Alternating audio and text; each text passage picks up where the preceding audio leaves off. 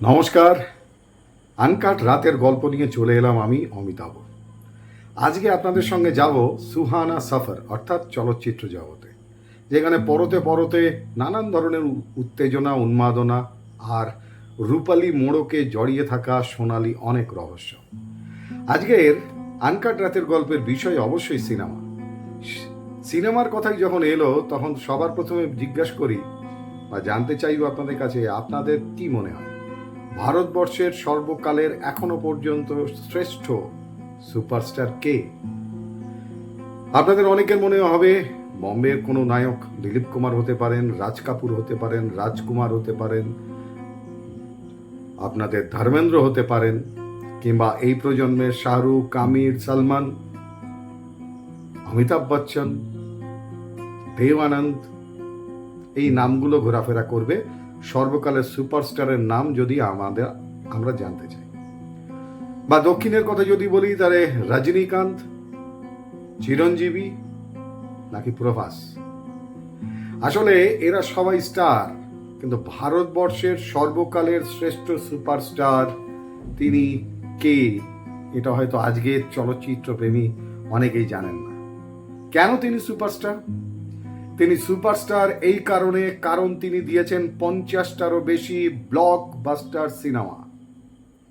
Hit নয়, blockbuster. আর hit সিনেমার কথা ধরলে 400 হিট সিনেমা আছে তার রেকর্ডে। সঙ্গে এক বছরে মুক্তি পেয়েছিল তার ছবির সংখ্যা প্রায় নয়, একেবারে 39 এক বছরে মুক্তিপ্রাপ্ত সিনেমার সংখ্যা। নায়ক হিসাবে অভিনয় করেছেন 720টা চলচ্চিত্রে। 720টা চলচ্চিত্রে নায়ক হিসাবে অভিনয়। 85 জন নায়িকার সঙ্গে অভিনয় করেছেন তাদের বিপরীতে তার ফিল্মি ক্যারিয়ারে। এরকম একজন অভিনেতা হচ্ছেন এখনো পর্যন্ত ভারতবর্ষের রেকর্ড তৈরি করা চলচ্চিত্র অভিনেতা। তিনি কে?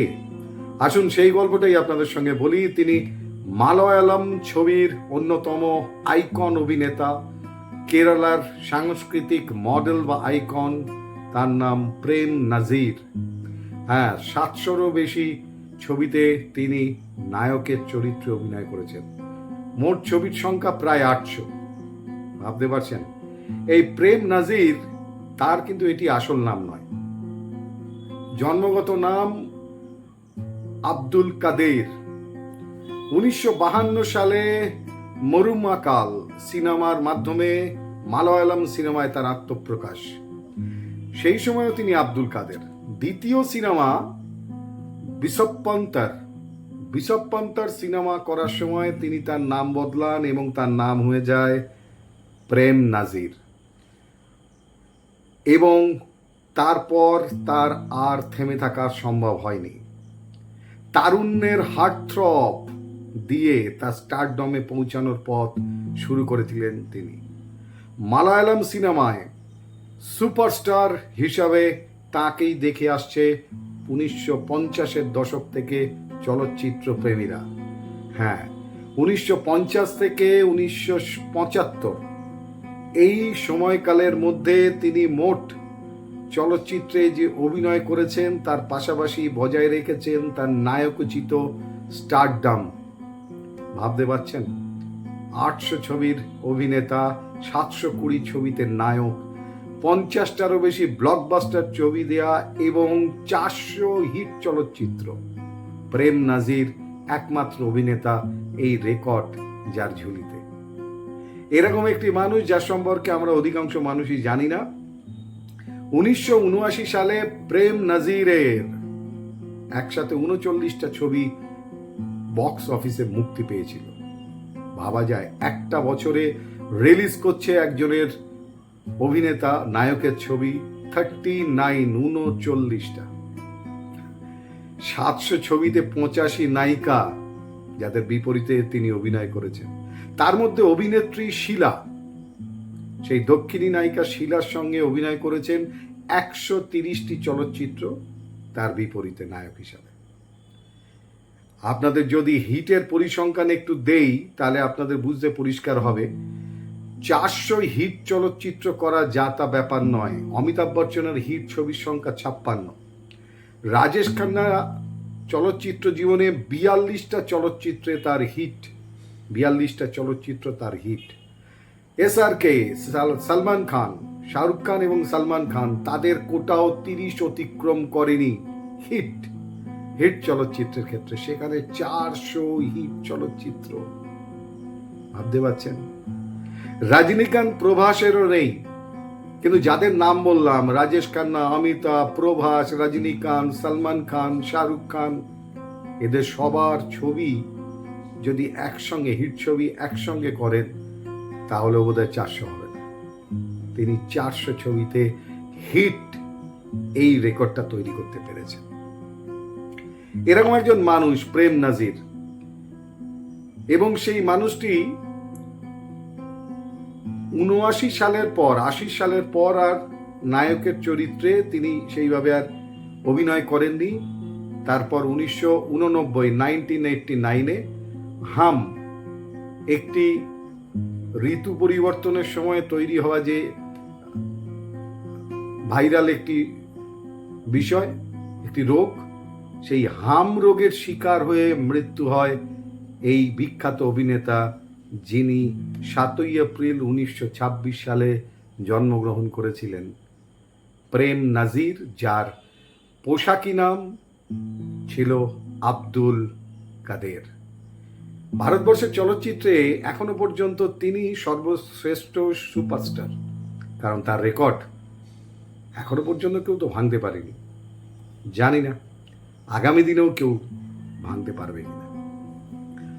চলুন, আজকের যেহেতু চলচ্চিত্র নিয়ে আলোচনা, তখন একটা ট্র্যাজেডি নায়িকা, যাকে বলা হতো দ্য বিউটি উইথ ট্র্যাজেডি, তার কথা দিয়েই আজকের আনকাট রাতের গল্প শেষ করব। পিতৃদত্ত নাম মমতাজ হোসেন দেলভি। তার থেকে বড় সুন্দরী নাকি ভারতবর্ষে কেন পৃথিবীতে খুব কম এসছে। চলচ্চিত্রের আঙিনাতে তার পদার্পণ মানেই একসঙ্গে প্রায় লক্ষ লক্ষ হৃদয়ের ভিতরে থাকা সার্চ লাইট, তার বাল্বগুলোতে যেন আলো জ্বলে উঠত। তিনি পা রাখতেন যখন স্টুডিওর সেটে। তাকে দেখে অনেকেই উন্মাদ হয়েছেন, পাগল হয়েছেন, স্বপ্ন দেখেছেন, কবিতা লিখেছেন, গান লিখেছেন, স্বপ্ন দেখেছেন, আর কত জানি না কি করেছেন। তিনি মমতাজ হোসেন দলভি। তার এখনো সেই ব্ল্যাক অ্যান্ড হোয়াইট, সাদা কালো ছবি, যা বিখ্যাত ছবি, সেই ছবিটির দিকে তাকিয়ে থাকলে চোখ ফেরাতে পারবেন না আজকের সমস্ত আধুনিকতায় বিশ্বাসী অনেক পুরুষ। হার্ট থ্রব বলতে যা বোঝায়, তিনি ছিলেন হিন্দি সিনেমার জগতে বোধহয় তাই। সিনেমার জগতে তার নাম মধুবালা। কিন্তু কেন বললাম the beauty with tragedy? Tragedy তার জীবন ঘিরে, তার জীবনের স্বপ্ন ঘিরে, তার জীবনের প্রেমকে ঘিরে। বহু পুরুষ এসছেন তার জীবনে, কিন্তু নোংর কেউ করতে পারেননি। সারা জীবন তাই প্রায় সবার সঙ্গে থেকেও একা থেকেছেন বা একা হয়ে গেছেন এই বিউটি কুইন। তাকে দেখা মাত্রই হৃদয়ের ভেতরে আন্দোলন শুরু হয়নি, এমন পুরুষ মানুষের সংখ্যাও খুব কম। চলুন সেই দ্য বিউটি উইথ ট্র্যাজেডির বেশ কিছু জীবনের ছোট্ট ছোট্ট পর্যায় বলি, যে কত মানুষ তার জীবনে এসছেন, কিন্তু কেউ তার সঙ্গে এগিয়ে যাওয়ার জন্য হাতটা শক্তভাবে ধরেননি। দিলীপ কুমারের সঙ্গে তার সম্পর্ক ছিল 9 বছর, কিন্তু মধুবালার বাবা আতাউল্লাহ খান, তিনি চাননি এই সম্পর্ক, এবং চরম বিবাদ হয় দিলীপ কুমারের সঙ্গে আতাউল্লাহ খানের। তাই সম্ভব হয়নি তাদের দুজনের সেই সম্পর্কের পরিণতি তৈরি হওয়ার।